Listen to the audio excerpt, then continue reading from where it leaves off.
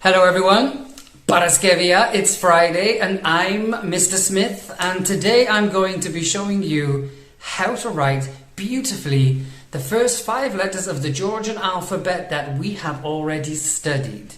A, E, I, O, U. Before I do that, I'm going to give you a mini presentation on some relevant information about modern Georgian typography and the standard version of Georgian that we are going to get used to reading and writing in its context, of course. Then I'm going to be checking your notes briefly, and then at the end I'm going to be introducing a new section to my channel, and I'll tell you that after we're done. Are you ready? Let's go!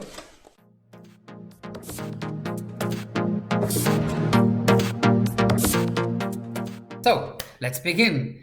As you can see, the largest notebook is a standard graphic maths notebook that we use in the UK. These square lines are all the same height, they're all the same length, and we use them in the UK for math. They're quite handy for learning Georgian writing, by the way. A little bit more useful than standard lined paper. This is standard lined paper. This is how I learned to write in the UK when I was a kid. So of course it's useful, but for Georgian it can be a little bit limited if you're trying to improve your style. The reason for that is explained here. This is standard Georgian lined writing paper. It is composed of 3 different lines. The upper and the lower are the same height and elongated. The middle bar, which is where most of your calligraphy will take place, is nestled between the two, in contrast to grid paper, graph paper, and lined paper. The calligraphy needs to be led within and contained within these dots. And I'm going to show you a couple of examples now. This is from a notebook, my notebook in fact. It's a handwriting notebook. If you have a Georgian friend, I'm sure you do by now, they can get you one. And again, it's one of those things that just go to a bookstore, go and buy one. Don't fake it. It's easy to buy. It's good for the economy. A fits within one singular square. It begins, curves, and ends at the top. Start, curve, end at the top. This is the standard A that we've been learning. E. E is within the same square again. It should begin at the bottom, curve inside the box, and end very close to where you started but not touch. It is not an O. So basically you're thinking of an O, but not linked. But take a look at it. It's slightly elongated. It's more than an O. It's taller than an O. It's a stretched O. Moving over here. Nice example. And again, pay attention to this middle bar. This middle, very, very thin bar is not being used. Okay? So when we're writing in Georgian and we're really improving our handwriting, we're going to get used to this optically. That we've got a dead zone followed by an elongated box, a middle box, and a lower elongated box, another dead zone, and then of course most of the writing takes place within this area here. E starts within the box, mostly in the middle line, curves with a very straight back, curves almost the same way back inside the lower box. It starts, it curves, a very straight back, curves again within the lower box. Several examples here. You can follow yourself. Or within 2 boxes this time. They meet in the middle. Very similar to an English M. It curves, it meets, dips, curves, and meets again. The begin point and the exit point should be more or less the same. Many people think it looks like a love heart. I think it looks like something else. But you can see what I mean. Anyway, they should be identical within 2 boxes on the middle line. U has an introduction like the Spanish ña, the little hat that we put on Spanish N. And this again within two boxes and then the middle and lower box. It curves in and dips and then in fact looks very much like the E, if you can just take a good look. So we write this little cute little hat, it dips, and then we're more or less writing the E, nice curve and a straight back. Several different examples here. Bring it down and curve. The most important thing, like I said before, it should be two boxes within the main central area and occupy mainly one of these. As you can see, the curve has extended slightly outside of the second box.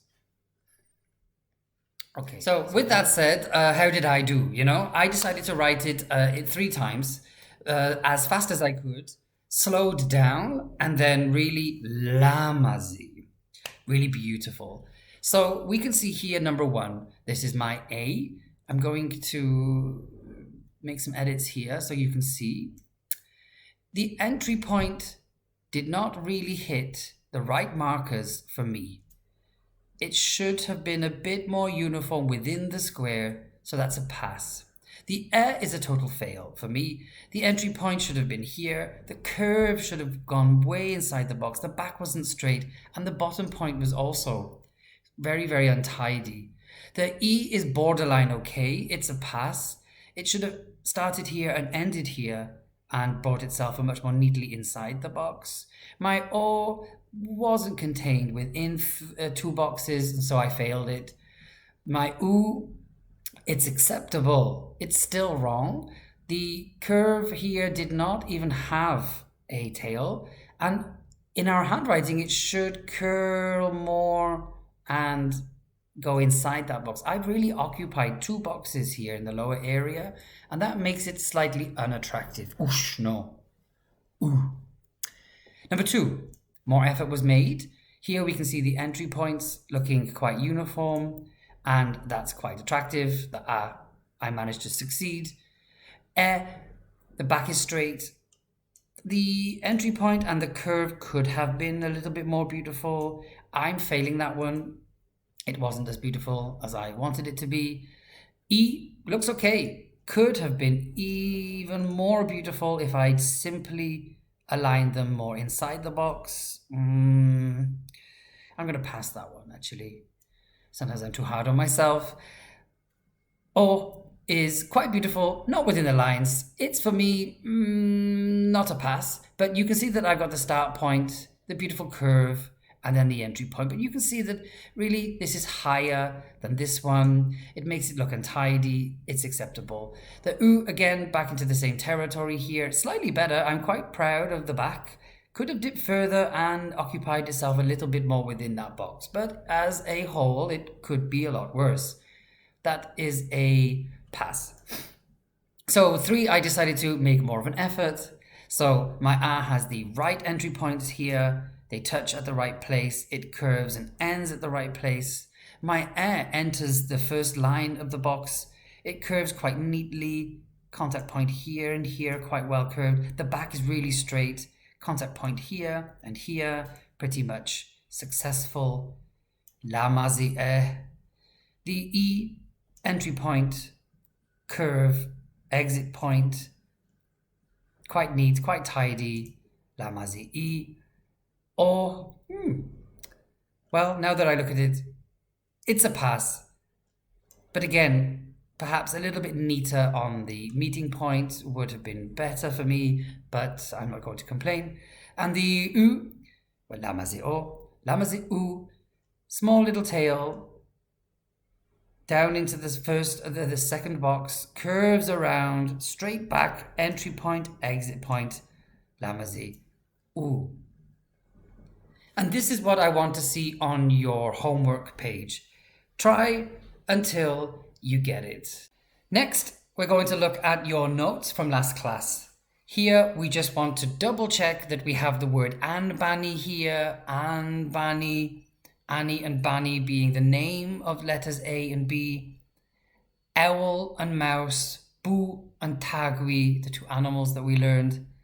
The breakdown of the alphabet, these 33 characters, the vowel sounds, the beatboxing sounds, and the fancy schmancy ones. Happy New Year was the message that I gave at the end. Chichilaki was the Georgian Christmas tree that I showed you. And then I ended with Nachwamdis, which means ciao, bye, see you, until next time, so to speak. And then that leads me to the last part. Sachmeling. Sachmeling is a key part to my life in Georgia. All it means is that I am going to be teaching you how to prepare something that I cook myself in Georgian with the ingredients, my way of doing it. This is a traditional pot for lobio. If you want to do some preparation for the next video, I would suggest learning the 3 colors, red, green, and black. They're going to be important to know, and I want to introduce you to colors as soon as possible. So with that said, I look forward to seeing you next week. Thank you for your attention, and Nachwamdis.